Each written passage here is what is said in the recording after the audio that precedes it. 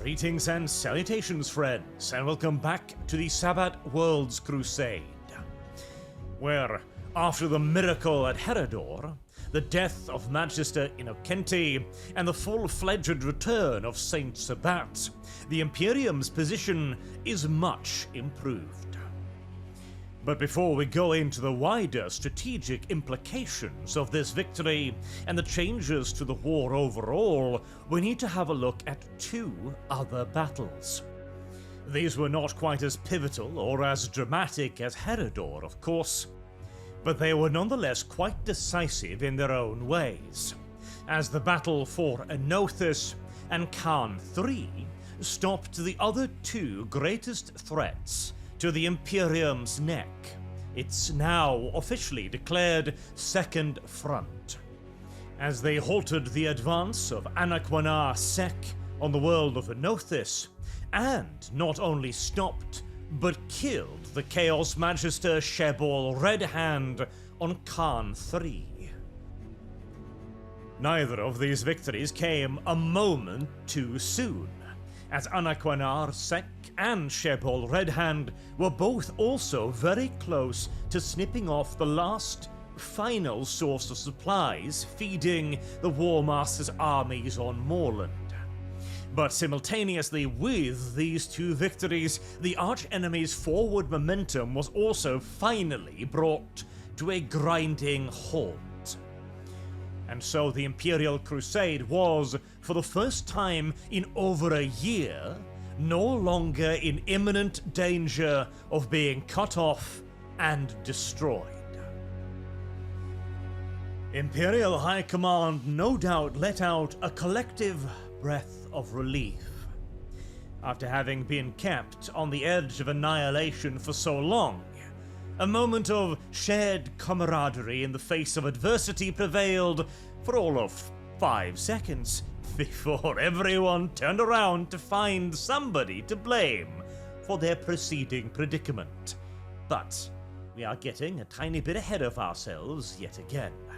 Let us begin with Khan III then, and the success of Lord General Buledin. He was placed opposite Magister Shebol Red Hand, a commander of the archenemy forces that was now almost starting to grow a little bit quaint, antiquated even. See, Shebol was not a strategist like Anaquanar Sec, nor was he an organizer or a visionary like Urlok Gaur. He was a good old-fashioned classic cult leader of the old school. This meant that he was unlikely to pull off anything particularly impressive, but it also meant that where he went, millions upon millions of heretical followers would follow. He had been bludgeoning his way through the Sabbat worlds as a simple titanic hammer, crushing Imperial worlds via sheer weight of numbers, before consuming those planets' populations into his vast war horde, and moving on to roll over the next planet. What he lacked in tactical acumen, he made up, therefore, in strategic brutality. An irresistible force placed up against Lord General Buledin's immovable object, as he was, by and large, the exact opposite. He was a man of figures and numbers, who deployed armies like pieces on a chessboard, preferring to win a war via superior maneuvering before actually getting to the shooting part. Although in this case, he had also clearly recognized that his enemy was playing with a lot more pieces than him, and so had brought with him significant forces. It's clear that Lord General Buledin had been one of the most fortunate commanders of the mass reorganization of the Imperial Crusade, as not only could he call upon titans from the Adeptus Mechanicus, but he also had managed to cajole the cooperation of members of the Silver Guard of the Adeptus Astartes. These specialist forces were further augmented by more mundane, but nevertheless remarkable allies. General Boledin had managed to get a hold of significant formations of Narmenian and Pardu armor, along with Rohan Deeper infantry and the Belladon 81st Regiment. Despite all of this, he certainly did not have anywhere near the level of forces that would be required to just overwhelm Shebol Redhand, who retained a significant numerical advantage, but Lord General Boledin found himself in a position that few Imperial commanders had been allowed to enjoy the last few years: a tactical advantage. He was up against a simple cult leader who could probably be provoked rather easily into predictable action. And so, Lord General Boledin deployed his Nail, his main Imperial Guard land forces, between the twin hives of Kenna and Kenor, and then simply waited for the hammer that was Shebol Redhand to descend upon it. And cooperatively, he did just that.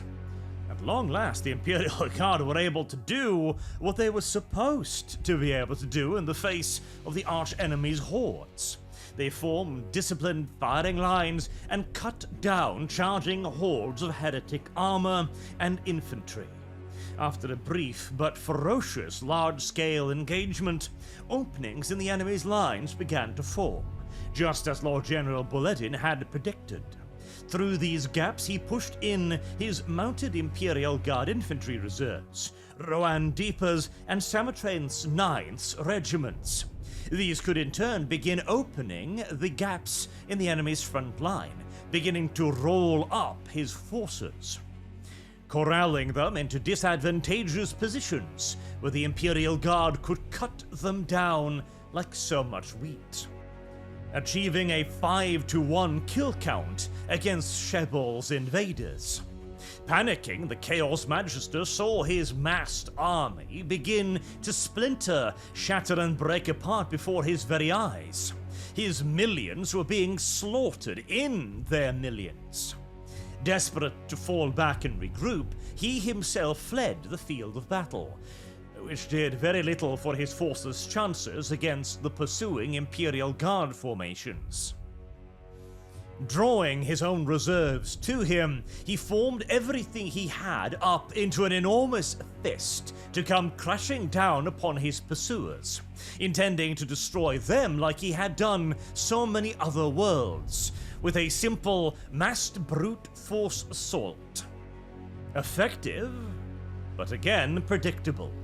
And Lord General Boledin had long foreseen such a happenstance. In fact, he had specifically maneuvered the Magister into just that position. Once he'd gathered together all of his forces, Lord General Boledin deployed his trump card: the god machines of the Adeptus Mechanicus, beneath whose withering barrage of firepower nothing could live. To the Chaos Magister's credit, he quickly realized that he had been maneuvered into a trap yet again, and tried to turn his forces around to escape quickly, initiating an attack in reverse, so to say. Perhaps if he could spread out again, surround the enemy's troops who had now gathered their own main force into a single fist, he could outmaneuver them, perhaps launch a guerrilla campaign, draw out the war on Khan III for months and years, potentially awaiting reinforcements of his own Dark Mechanicus god machines. But placed in his preferred retreat path were yet further Imperial Guard forces, emerging from behind the Magister. In simple desperation and bereft of any other choices, he threw everything he had at these fresh Imperial troops, including the Belladon 81st, whose fate will intertwine quite closely with Artanith's first and only a bit later on. It was an enormously grueling engagement, during which the Belladon took severe casualties, facing off against the brunt of the arch-enemy's counter-offensives. But the Belladon had been chosen wisely, They stood and fought, held their ground to the last man where necessary, and delayed the arch-enemy's retreat sufficiently long enough for the main force to close up on what was now the enemy's rear, and for the Silver Guard Space Marines to deliver a third, punishing offensive against the arch-enemy's army. Now fully, completely shattered, the millions of heretical soldiers still remaining simply began to flee, attempting to find any escape they could alongside their Magister leader. Running away with his tail between his legs, he attempted to make it to one of the remaining spaceports on the planet, near a place called Partopol. But there he was tracked down, caught and surrounded by the Silver Guard and elements of Narmenian armor. Popular myth would later have it that Lord General Buledin himself had led the assault upon this final location, slaying Shebol Redhand personally in single combat. It certainly makes for a pretty great story, but it is an extraordinarily unlikely one. Lord General Buledin was famed for his methodical approach to warfare, and his no-nonsense, no-risk-taking strategies. It would have been remarkably uncharacteristic of the man to decide to descend down to the battlefield in person to risk his own life and his own complete victory on such a point of personal pride. But regardless of who finally did the deed, Magister Shebol Redhand was killed on Karn 3. His enormous forces had been scattered across the planet, and they would continue to resist for nearly 2 more years. But leaderless, they never posed a true threat to Imperial governance of Karn 3 again.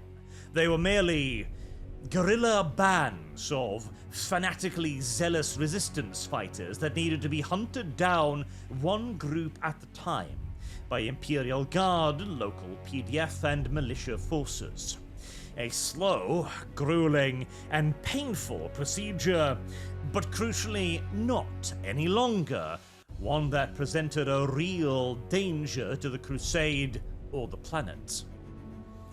And along with the safety of Karn 3 came the safety of the entire Imperial Crusade, and the First Front still crashing itself against Morland. With the victory on Karn 3 and previous victories on X Cardinal, there was no longer a threat that the base of the Imperium's feeding tube would be cut. The second battle of major significance in this year, that happened simultaneously with Herodor, was the battle for Enothis. Enothis was at this point one of the furthest forward and southwards of the Imperium's holdings. It was now, therefore, not just the Second Front's most advanced hold, but it was also a bulwark, protecting the First Front against any potential chaos maneuvers through the Sierra Band that might begin threatening its rearward positions. If this were to happen, then the First Front's efforts against Morlan might necessarily have to be weakened, with Imperial Navy and Guard troops being pulled away from the main efforts to safeguard the front's rear. With Morlan finally beginning to show signs of cracking under the unrelenting Imperial pressure, this was a situation that needed to be avoided at all costs. The archenemy must not be afforded an opportunity to rearrange its defenses on Morland. It would be Lord Militant Hummel's responsibility to see that this did not happen. Now, Hummel had developed a bit of a fondness for the Imperial Navy during previous engagements in the Sabbat World's Crusade. He had thus requested a large portion of the Imperial Navy's air wings during the divvying up of the Second Front's resources. He was by no means undersupplied in terms of Imperial Guard personnel either, of course, as no land war can ever be won fully from the air, but he had secured for himself the lion's share of the Imperial Navy's elite flyers. Amongst them, squadrons from the recently liberated world of Fantine, justly famed for the quality of its airborne warriors. He also had under his command the very cream of the crop of all of the Imperial Navy's flyers in the Sabbat worlds, a special small squadron nicknamed the Apostles, who recruited from only the very best of all the airmen of the Imperial Navy, regardless of affiliation. But initially in the War for Enothis, Lord Militant Hummel, well, he didn't take his own advice. He saw an opportunity to act early and decisively to drive Anaquinar Sek off the world. But he had underestimated the willy nature of his enemy. Sek was not defeated. He had instead placed himself out there as bait, to draw Lord Militant Hummel's armies to him near the Trinity Hives. He had carefully calculated the amount of time it would take the Lord Militant to reach his position against the skirmishing arch-enemy opposition he could scatter out throughout the desert. Once Lord Militant Hummel finally arrived at the gates of Trinity Hive, the arch-enemy's reinforcements arrived as well, and began descending from orbit in overwhelming numbers. Many miles away from his closest point of support, Lord Militant Hummel only had one choice: to retreat. He could not stand and fight lest his army be annihilated, and he could not fall back piecemeal because, well, there were no supplies to fall back to. Behind him was nothing but miles upon miles of empty desert, with no fuel depots, no ammunition storage points, no food, and no water. It was going to take all of Lord Militant Hummel's command expertise simply just to keep his army together as it struggled backwards towards the Zophonian coast. The only slight consolation was that the enemy would be facing the same hardships that he and his men would. Or at least so Lord Militant Hummel thought, but yet again he had underestimated Anaquinar Sek's plans. This was exactly what Sek had intended to have happen, and he had prepared several massive land carriers to roll forward, continuously supporting his own enormous air armada as he struck again and again at the long, spread out and staggered line of Imperial retreat. The handful of dedicated anti-air vehicles were gathered together to provide as much protection to the columns as possible, but they too were vehicles, running out of supplies, running out of ammunition for their Hydra flak batteries, running out of water with which to cool them, and running out of fuel with which to run the engines. As the retreat continued, the army left behind itself hundreds of destroyed vehicles, Leman Russ's main battle tanks, Chimeras, Trojans, Hydra flak batteries, and a dozen more variants. But even greater than the losses to enemy action were those caused from attrition, from lack of not just fuel or ammunition or water with which to cool engines, but from spare parts, from lubricants. In the desert wind, vehicles simply seized up and refused to move, and there were not the supplies necessary to maintain them, even if the enemy would somehow give them the opportunity and the time to do so. Tank after tank first had to be hitched up to other armored vehicles to be towed along the lines, and then eventually, as that too became too expensive, cut loose and abandoned. And alongside the flagging numbers of vehicles trudged thousands upon thousands of Imperial Guardsmen, riding upon whatever vehicles they could, or simply walking doggedly back towards the perceived safety of the Zophonian coast. This had all the telltale signs of an absolute, unremittent disaster. And indeed, Imperial intelligence assumed it would be as much. It's figured that it would be lucky if it could save even a third of the Lord Militant's armies, and to do so would require near-continuous air cover, possibly at and beyond the abilities of endurance of the pilots on Enothis. But every effort had to be made, and the Lord Militant demanded they be made to cover his retreating men. This was where the Lord Militant's choice to focus so heavily on air power turned out to be quite the gift. As the Fantine Flyers, technically not actually even under Imperial Navy command, but under that of the Imperial Guard, an extraordinarily rare bureaucratic exception to the usual rule, as normally all air forces, regardless of branch or classification, be they fighters, bombers, tac bombers, interceptors, transports, or whatever, they are all Imperial Navy. Mostly because they're also all trans-atmospheric, usually operating directly from Imperial Navy warships under the command of Imperial Navy officers. They can, of course, and it is often desirable to do so, operate from atmospheric ground bases as well, because obviously it takes a fair bit of power to get up and through the atmosphere back to the ship. Not to mention the wear and tear inherent with atmospheric entry as well. But on Fantine, of course, as we've talked about earlier, well, there isn't really a whole lot of ground on Fantine. It's all toxic, acidic fog.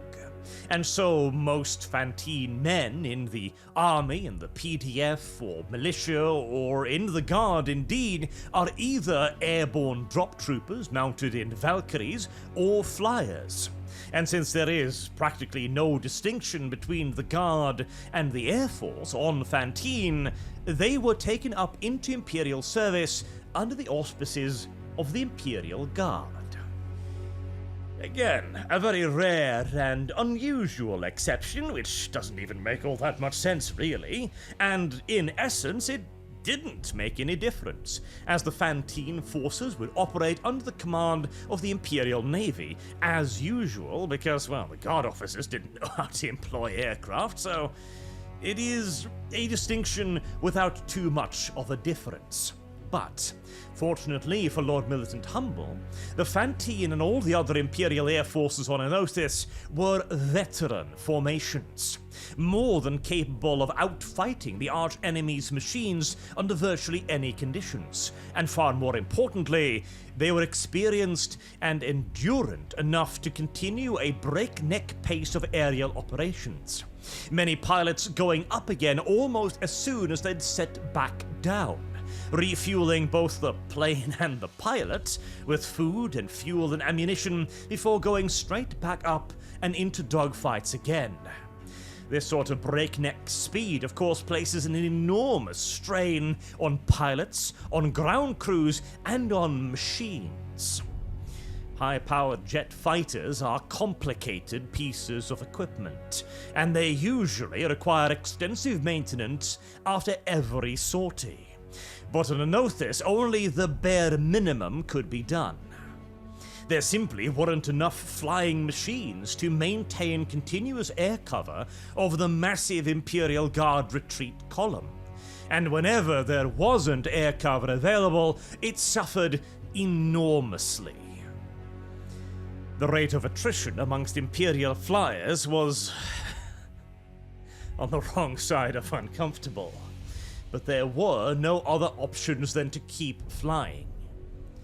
The only bright spot in it all was that the arch-enemy's air arm was obviously nowhere near the quality of the Imperial Navies, and in this case Imperial Guards, I do suppose.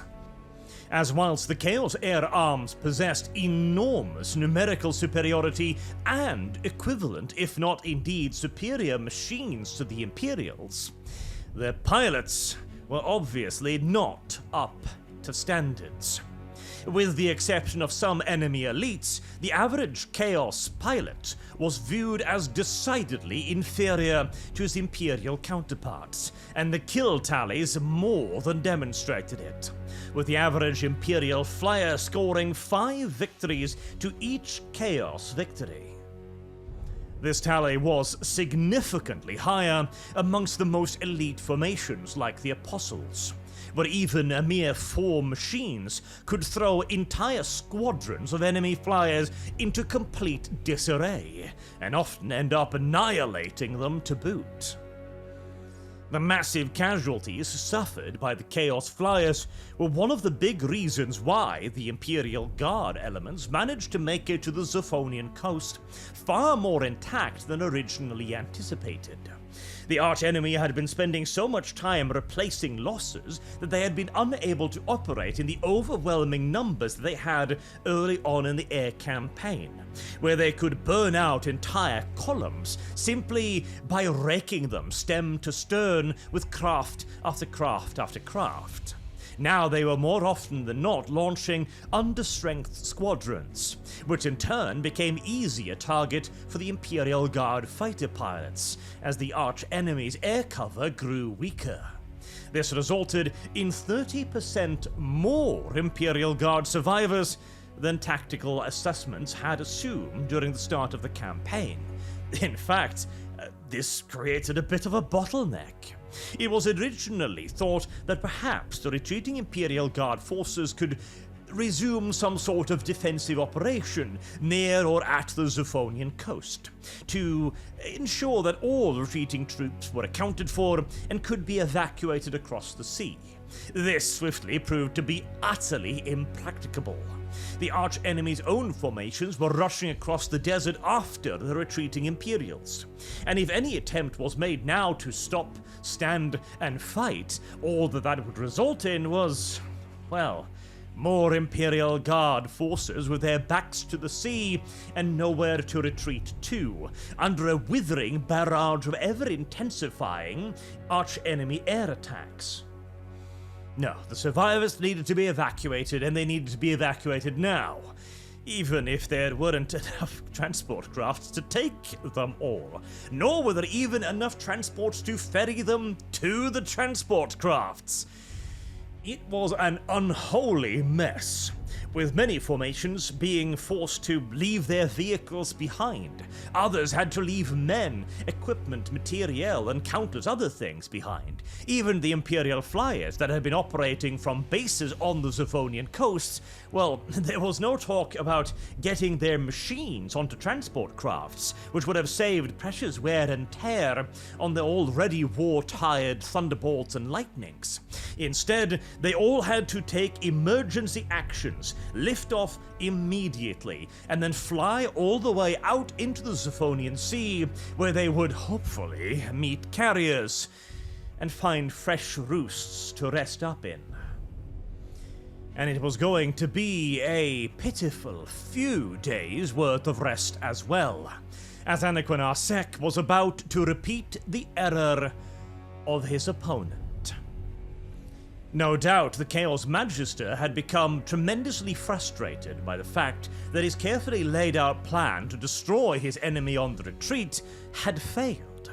In fact, he had not managed to destroy anywhere near as much of the Imperial armies that he had thought he would, and now the Guard were fleeing across the sea to safety.